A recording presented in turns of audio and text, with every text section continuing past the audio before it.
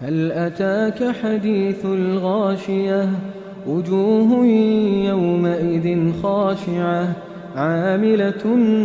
ناصبة تصلى نارا حامية تسقى من عين آنية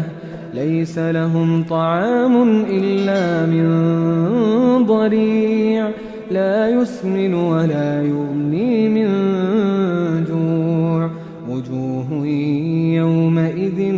ناعمة لسعيها راضية في جنة عالية لا تسمع فيها لاغية فيها عين جارية فيها سرر مرفوعة وأكواب موضوعة ونمارق مصفوفة وزرابي مبثوثة أفلا ينظرون إلى الإبل كيف خلقت وإلى السماء كيف رفعت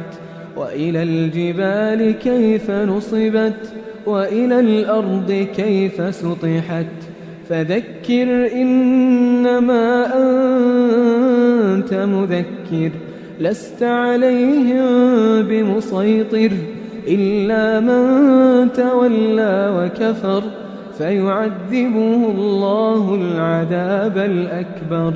إن إلينا إيابهم ثم إن علينا حسابهم